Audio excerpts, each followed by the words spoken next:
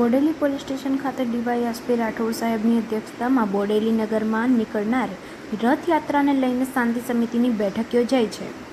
Bodeli police station ખાતે DYSP CPI Bodeli પીએસઆઈની ઉપસ્થિતિમાં શાંતિ સમિતિની બેઠકનું આયોજન કરવામાં આવ્યું છે. બોડેલીના આયોજકો દ્વારા રથયાત્રાને લઈને સૂચના લેવામાં આવ્યા. શાંતિ સમિતિની બેઠકમાં બોડેલી નગરના હિન્દુ મુસ્લિમ સમાજના અગ્રણીઓ ઉપસ્થિત રહ્યા હતા.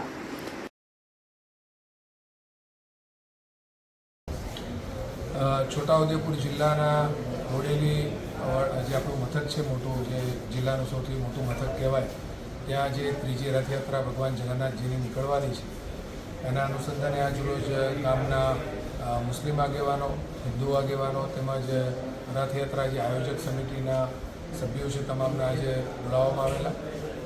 બહુ સૌહાર્દપૂર્ણ વાતાવરણમાં રથયાત્રા પૂર્ણ થાય એ માટે જરૂરી સૂચનો મેળવ્યા.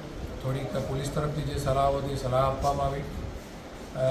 એ દિવસે આપણે જે બજાર બંધ રહેવાનું છે તેવું આયોજકોનું કહેવું છે. એના લીધે પબ્લિકનો ધસારો ઓછો રહેશે અને ખૂબ સરળતાથી રથયાત્રા પસાર થશે.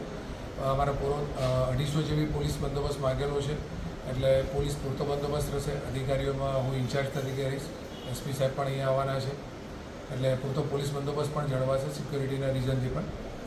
અને એક ભગવાનનો આ જે પવિત્ર યાત્રા છે એ આપણા નગરમાંથી ખૂબ શાંતિપૂર્વક પસાર થાય અને એનું હું તમને વચન આપું છું.